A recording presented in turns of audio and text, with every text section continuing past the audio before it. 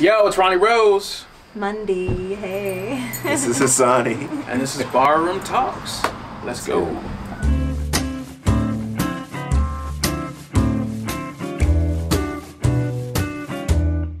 How you guys doing? Mundy, how you doing? Thanks for coming on today. We're here with Mundy. Tell us a little bit about yourself. You know, you're a student of the arts, music. You've done a ton of things in DC. How'd you get started in all that? The arts have always been my life. I mean, my blood. I am the arts. I grew up in the arts.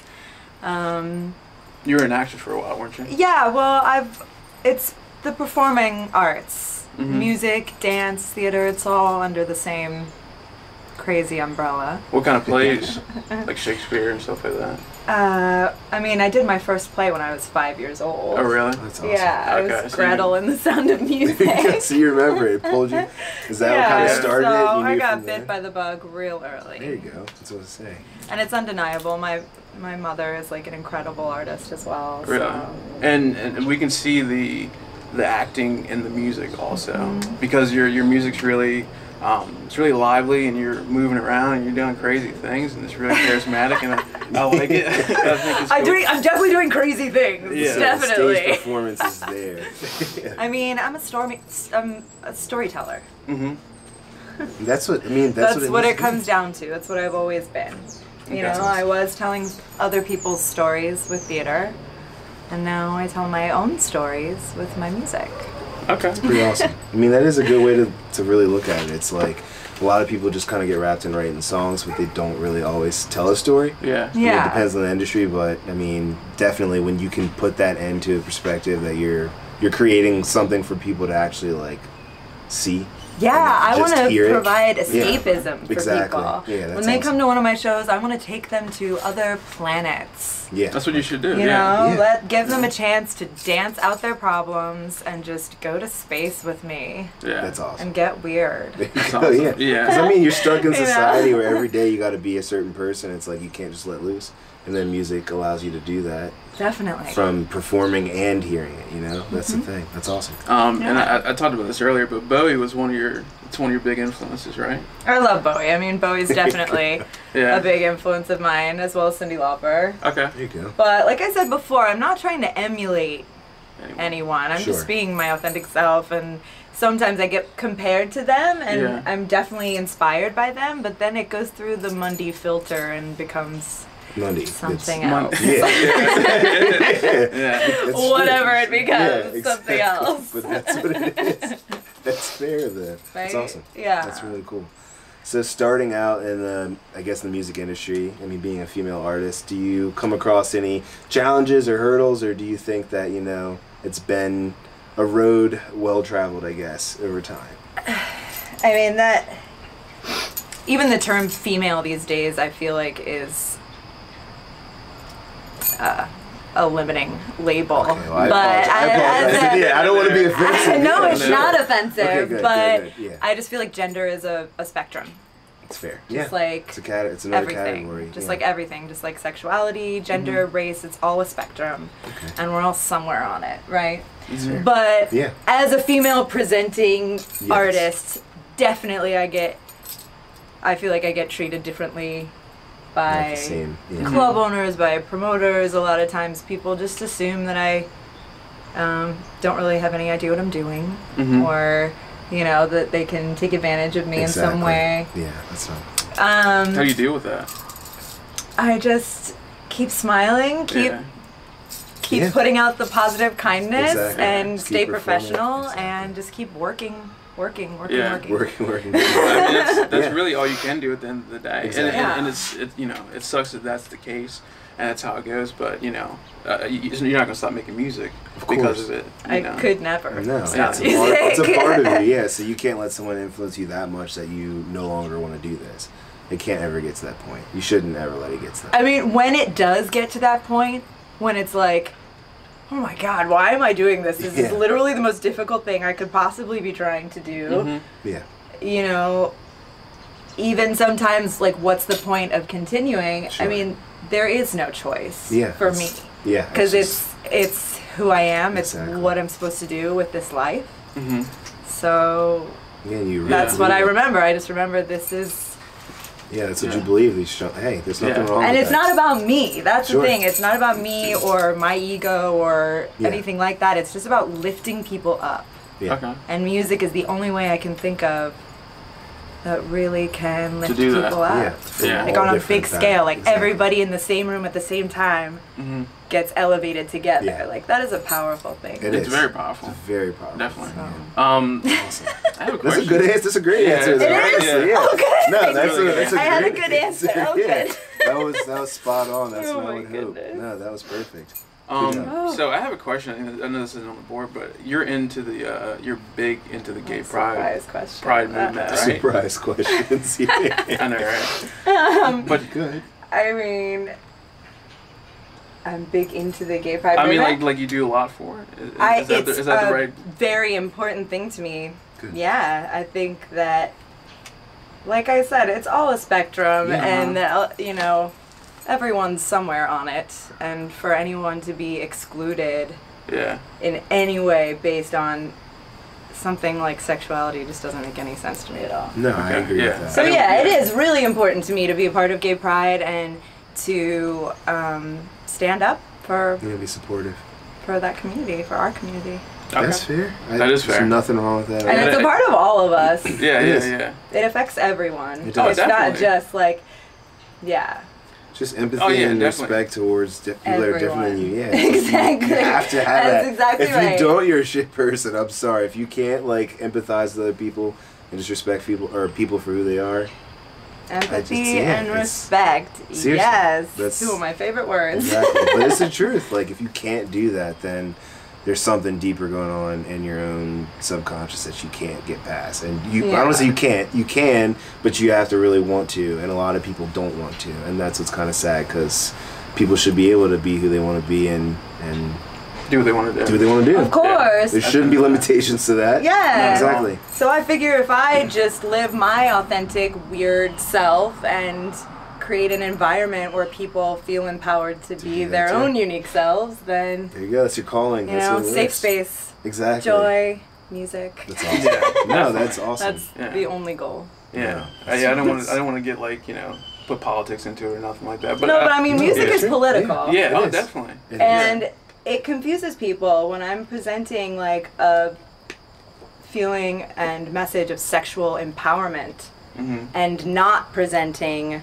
a typical stereotype that they're used to seeing. It confuses people, but I think that's good for them. Yeah. It starts a conversation. Exactly. You know, and that's all we're trying to do as musicians. Breaking the chain. Start the conversation. Start the conversation. Yeah. At the end of the day. Just breaks the chain. It's like you're not in the same system that you've had. Now you're starting like that link by link by link that's been growing over the years is now just someone's finally cut it off. And you're like, now you have to see it from a different perspective. Yeah. It's deep, but people just don't, I don't know why people don't get that. It's not that difficult to really see another perspective. I think people make it way more challenging than it needs to be. I don't understand it. I don't know. That's just me personally. Do you think wins? Like, but why? All right. We're gonna segue a little bit. Why do you think that is? And why do you think people have such difficulty empathizing with people that are different? Like, do you think that's a genetic thing? Yeah. Well, yeah. I think it's evolution. They've never experienced anything that can help them relate. Then, but wouldn't that bring curiosity to some people? Some people. That's me. Like, I would hope. That's what I'm saying. But like, that would make me want to learn more and be like, I don't know why. Like, not that like it's a problem that you're different. I'd be like, I want to learn more. I'd be like, why is it that you're different? So then I can just understand. But I'm the kind of person that analyzes everything. Versus other people that are just like, well, they're different. Fuck it. Yeah. I don't even want to even bother. Some people were just born to stupidity. You know. Well, there are the people that or just always naive, want to be learning, stupid, and the people that feel like they know it all. Yeah. So you're either one of the people that always wants to learn, like it sounds like you are, and I'm definitely that person. You know, or you're like, I'm good. I know what I need to know. This is how things are. You have tons of friends like that literally are just like, this is the way things are. Just that is what we're about to start talking about Kaepernick and me. I didn't know it was the shade room. Yeah, that's good thing I brought my shades. Before we go down that rabbit hole, let's segue into your single. So you're releasing a new single. Yeah, I am. Tell us a little bit about that. It's a song called Dehumanize. Okay. All right. Yes. And you want me to tell you the story? Yeah, tell me the story, but tell me what it sound like. What genre first? Well, I call my music new wave soul. New wave soul. Okay. I like that. We might start calling spacey, futuristic. That's awesome. Yeah. Old school new wave punk inspired heavily, but also the future and space. Cool. That's awesome. Space sounds. Okay. Synthesizers and. I mean, they had an album, Space Food, didn't you? Yeah, we had an album called Space Food. Space Food. That's literally cool. it was called Space Food. Yeah, it was called Space Food. Yeah. And all the songs were. Yeah, they had the trippy kind of feel. Yeah, they had the trippy feel pretty much. Exactly. But like when I heard your song Dark Leo. Yeah. That was a cool song. That was different. You know. Thanks. It was really different. So tell us a little bit about your story behind this single. So it's called Dehumanize, and it's just about trying to hold on to our humanity as we're like plugging in and tuning out and relating through screens. Yeah, it's terrible. Yeah. It's the reality of life right now. Right? Honestly, it's so real though. Yeah, people don't call anymore. There's just like texting all the time. Honestly, when you don't look at Facebook for a full day, it's like a weight's been lifted off your shoulders. It's crazy. That's really so real. Yeah. Social media though is like. Oh yeah, social media in general. Let's not even go there. It's just kind of ridiculous. It sucks though because it's with social media. It's like for a lot of business. The glasses I know. I got you. Social media. But honestly though, it's like for business purposes, like there's so many benefits of having social media for marketing, for all the things that you necessary. can get. It is, but then it's like there's a dark side of social media that pulls you into just like endless like hours throughout the day of just scrolling through useless. I don't say it's useless, but it's entertainment. It's just a different form of entertainment. It is a lot of noise, and it's hard to kind of break through that when you might, out of like every couple schools, find something that is like very beneficial, and other stuff that's kind of waste your time. Yeah. So it's cool that you wrote a song though, kind of touching on that, like getting us out of that mindset. Don't make me do it. Basically, is what I'm saying. Don't make me, because. But but so I like to. You heard that? It's like, it pulls you in. But I don't know. So I like to tell a story that is an abstract, completely of its own context kind of story, that then people can take whatever message relates to their personal experience and like take what they will from it. Yeah. So. Well, that's the making of a good song. You know? Yeah. I hope so. Well, yeah, I mean, I think every good, you said it's storytelling. It's not just like, I'm sorry, I'm gonna rip on Katy Perry right now and Taylor Swift, but like the song "Look What You Made Me Do" is. I'm just, but too sexy for. But but that's literally what the song is. But it's like there's no real message behind. I mean, there is a story. I don't want to say there's not a story, but it's not like something unique. Like talking about the perspective of pulling you into a serious problem that we all have right now, which is being sucked into technology and changing the way you like look at the world. Well, I also don't like to hit people over the head with a message, though, either. Okay. It's like, here's this story. This is what happened to this character, right? Yeah. Like, what does this story make you feel? What does it make you think about your own life? Yeah. Just let them reflect from their own perspective. Yeah. Instead of forcing it on them, but even if you don't even understand that's true. The that's story. Cool. That's a really cool way about going on music. Yeah. I try to do it that way anyway. But that's good because then everyone has their own perspective. It's not like you. That's why I think with music videos, a lot of times, when you hear a song as a song, you can get any viewpoint or perspective just from hearing it. But once you make a music video and you show characters and do that, it kind of forces that perspective on you because you're like, they wrote it for this purpose, not for you to just relate to it, however you choose to relate to it. I think that really screws up people's mentality with their, when they're like, all right, I wrote a song for a purpose of people being able to actually like just hear it as face value and come up with their own conclusion. Now you've actually written out a storyline. And then now you've taken away the creative side of it in that sense, because now people are like, okay, this is all this was. But that's cool. Keep doing that. That's all I'm saying. Like, I know I'm being real wordy on it, but like that's, a lot of artists don't do that though. They don't write songs just as a story and be like, take it as is. It's always like, I'm guiding you. I want you to hear this. I don't know. I mean, I was a rant, you know, me as an artist, I try to write stories, but sometimes I write stories where it's like you don't even know necessarily what I'm talking about. But I kind of want to make you, but I want to make you think, and I want to make you like, you know, guess and see where it goes. Pretty much. So I think if you can kind of accomplish that as an artist, you're doing your job. At the end of the day, making people think. Exactly. That's pretty much all you can do. Yeah. Right? Yeah. That's all you can do. Make people think. Yeah. So let me ask you, I'm curious about this. Do you you have a band, right? It was like 4-piece, 5-piece? Yeah.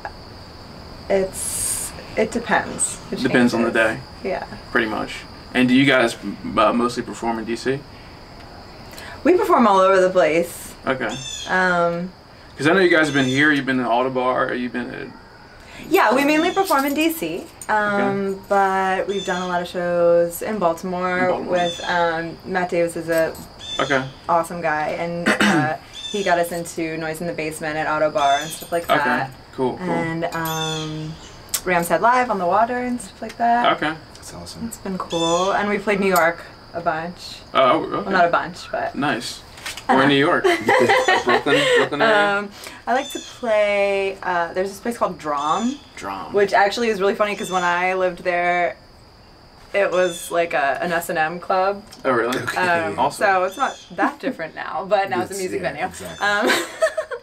Yeah, really high ceilings, really cool. Yeah. Stuff. Okay. That's awesome. But we're definitely working on touring right now. Okay. But... And will you be playing this, well, when are you releasing the single? Great question. I am releasing the single very soon, and I actually did this artwork series with a friend of mine, Trey, who has done all the cover artwork for my EP for all 4 songs. Cool. And Trey is amazing. Hi Trey, I love you. Shout out to Trey. Yeah, so I talked to her about this concept of an androgynous android. Okay. And we ended up doing this photo shoot that I've been releasing pieces of artwork leading up to the release of the song. Okay. Which will end in the cover art, which is... Was that one picture you took on... with the silver... Yeah, that's the first one that I've released. That was one that makes sense. That was an awesome and that was a really difficult photo for me to release because I'm really taking a risk doing something different than I usually do. Like artistically I'm taking a risk, but also I'm being very vulnerable. Sure. With this. Like I'm trying to force myself to be more vulnerable as an artist. Until you make great art. Exactly. You know, you gotta push for that shoot I just put some silver on my hands, on my face, put my hair back, wore as little clothing as possible, just like this is me. Yeah. You know. That's cool. How do you feel about nudity? Do you think the whole world should be naked, pretty much? I think it is a very personal choice. Me personally, I'm quite modest with my body, which is why it was something for me to push myself to, be dressed the way I am in those photographs. But at the same time, the human body is the human body, and we all have one. And they're all different, and they're all beautiful. Yeah, they are. And it's art. It is art. It's art. So I think nudity for nudity's sake is totally excessive, but when it's art, it's... Yeah. That's fair. No, 100% agree with that. But I do think that a lot of women feel like they need to use their sexuality to, To make it... Yeah. Which the business makes you feel that way. That's not their fault and that's their choice. But sure. Sex sells, I'm trying to go a different way. I mean, sex sells, of course, but art because sells too, it's a huge part of human life. And but you can do it another way.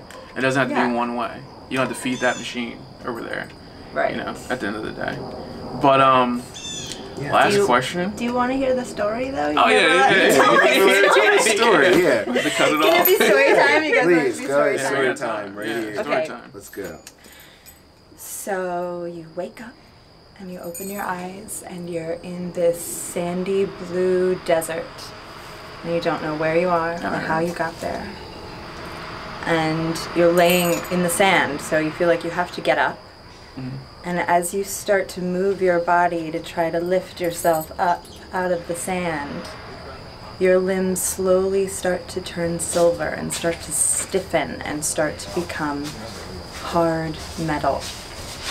And the more you move, the more effort you make, the more feeding the machine, like you said, the more you become dehumanized, slowly becoming physically an android. So as you're trying to not go through this process, as you're fighting it and climbing up this hill, you get to the precipice and you look over and see that there are thousands of androids just like you on the other side that didn't fight and that have become that dehumanized droid. It's deep. So you're left with the choice. Yeah. Do you continue to fight, or do you acquiesce and become just like the rest of them? It's real deep. You have a great voice, by the way. I know, right? That is story time. Like, you need to record that. Yeah. Well, we are recording it. I know, but I mean, like, just like a deep audio of that. A deep audio, Yeah, but no. You should do an ebook. I know, right? I have been listening to LeVar Burton though, Yeah, like awesome. Geordi from Star Trek Next Generation. Okay, cool. The more you know. Ding. That's pretty awesome. But that is, it's deep, but it's like, it's the reality of it. And I like the analogy of as you continue to keep moving, thinking that you should go with the flow, you're now kind of just losing yourself more and more and more. And it's true. The more you get involved, the next social media account you get, or the next ding on your phone, you're like, I gotta respond to it right away instead of just putting your phone down. Put it down. Just unplug. I'm really tempted, honestly. Like, I've seen these boxes that you can get that have a lock on it with a timer, and you put your phone in it, and it will lock your phone in this box, and it will force you to have to detach. It's sad that it has to that would make me crazy. It's sad that it has to force. Yeah, like you want to break it open, you know? Right? Like, it's sad that it's come down to that like we're that naturally attached that like I'd have to literally force myself to pull away from my phone. Like, I can put it down and not worry, but then it's like I couldn't wear my watch. It almost feels like All an these addiction things. in a way. It is an addiction. Completely is. It It's is the an same addiction. part of your brain. Yeah. Yeah. Like That part of your brain that makes you feel like, oh, I should check my phone. Yeah. That's the same part of your brain that makes you think, I should smoke that cigarette. Exactly. You know? Exactly. It's pleasure center though. It's like every time you hear a ding on your phone, you're like, new email, new comment, new something, and your brain keeps releasing. This thing is dopamine. It's dopamine. Dopamine. And it keeps making you feel over and over and over like, yes, that's what I need. That's what I need. That's what I need. And then you're like, shit, it does nothing. Are you on? I mean, Does nothing are you for on you. social media a lot? So From I tried to resist it as long as I possibly could, but then I went to South by Southwest and took some really? classes in social media marketing and stuff like that, and I realized that it's such a huge part of this industry that I have to. So even though it's really against who I, like my nature as a person, I'm actually quite shy, quite private about my personal life. Sure. But I force myself to post and to share what I can about, you know, my journey, because it's just kind of the way it is. You know, if you want people to go with you, you got to share with them. Yeah. Is what I've learned. So even though it's not in my nature to share everything, I try to. And that's why I like respect like when Facebook comes down to the point where you can actually have a business page without having a personal page, I will be in heaven, because that's my biggest downfall, is that I can post things on my business page, or if you're a musician, you have your artist page, you can post all the creative stuff there, but what pulls you in is that news feed. And when that news feed is there, you don't have a news feed for a business page. So if you're using it strictly for a marketing tool, it's great. But then with the news feed, it's like, in order to reach out to your friends, you have to have a large amount of friends on there. So the more friends you have on Facebook, the more crap that comes on your news feed. And you can block I mean, that would take forever to block everyone's stuff. But that's why, like, when you see artists like Beyonce or someone, like, I know they're legitimately not even looking at their accounts because they don't follow anyone. Oh, so there's people nothing that do that for them. Exactly, of course. But I'm point. just saying, but like, I'm sure there's some like people that do want to look, but it's like the less noise, as you say, the better. And it's like, but if you just have strictly a business page, I'd be in heaven, because I'd be like, I don't have to look at all of it. I know. I can just post, and it's for the sake of marketing. But it's like, once I go to look on Barroom Talks page or my photography company's page, then it's like, I wonder what's on mine, and then I get sucked in. An hour later. And then you're like, what was the purpose of this? So it's tough. I mean, it's definitely an addiction, sadly, but I guess there's worse things. Resist, kids, resist. You know, as much as you can, fight. You gotta fight. It is. It's a problem. I want to switch it up real quick though, but for anyone who wants to get into like acting, you know, what's your... Oh, acting? Yeah. Uh-oh. What's your advice, you know, for them? Is it like, should you take some classes, or should you just kind of like dive into it, or? I teach theater to like young people, and I think that it's good for anyone to do, just to learn how to connect to their emotions and take away your shyness? To their body. You know, yeah. No, it didn't take it away. Yeah. Nothing will ever take my shyness away. It's just who I am. Okay. But it taught me how to like get over it. Yeah. Okay. You know. Okay. It forced me to make the choice to get over it, basically. Well, that's yeah. It puts you out there. Yeah, but yeah, I mean, just like with any of the arts, if it's something that you love, that you feel like you want to do, then yeah, learn everything you can about it. And go for it. And make it your craft. You know, like I've worked very hard my whole life on my craft, you know? Yeah. And I will continue to do that. I think the thing about it is, it's just like, you know, even if you get rejected, you can't really, I mean, if you get rejected 5-10 times, you still can't give up. You have to keep going. Rejection is 75-80% of this business. Yeah. Yeah, you know? It is. It really is. It's basically all rejection until someone says yes. Yeah. That's absolutely true. Yeah, so you definitely have to have a thick skin, which I don't, but I've gotten better. Yeah, but I think like that's the really amazing thing about art too, is that, I mean, as you said, you've been doing this your whole life, but it's like you can be 100 and still contribute to art. Like, I hope that's so. like your, I think but you can, as long as you're alive and breathing and you're healthy and you can walk, you can still perform or do something in your own way. You can still stand in front of a microphone in a studio and record. Like, there's always a way that you can put yourself out there. But it's like other jobs, you can't do that. So when you retire, like that's it. But it's like to make a career out of art and doing that and finding unique ways of doing that, it's like you can do it your whole life. That's even why, if you can't walk. Exactly. I mean, my friend, or you're blind or anything, there's always some way that you can still put out. It's just really cool.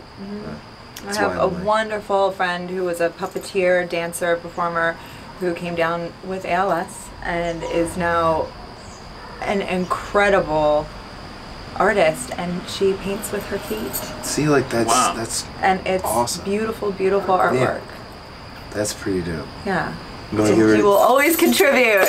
Always contribute however you can. Do you mind saying her name? I want to check it out. Yes, Lindsay Abramitis. She's amazing. Check out her artwork. That's cool. That's really cool. That's awesome. See, that's some stuff. Like that's the thing about art. It's awesome. It's just there's never an end. So you can keep growing and keep coming out with more work. I don't know. I'm big on being creative. Like, I'm a huge creative person, so it's like that. Good. Yeah. No, seriously. So like that's cool. Just that perspective. And that's why we do this podcast, so we can all link up. Yeah, it's so cool to meet you guys. Yeah. Seriously, like you too. Like-minded humans. Yeah, exactly. So, Mundy, thanks for coming on. Yeah. Thank you so much for having me. Thanks for telling us about your art and everything you got going on. Totally. Yeah. Wish you the best, and check us out. Check her out. You got anywhere to send the people? Yeah. If you are picking up what I'm putting down over here with my friends on the porch, please follow me on all the things. It's Mundy Music. MUNDY MUSIK. Yeah. So, and I'm really excited about this song coming out, and we have a video coming out, all kinds of things. I'm gonna dance to it. I know. Yes, make you dance it out. All you bar ambassadors, don't get too drunk tonight. See ya. Oh, Ronaldo. Peace out, man. I know. Sorry.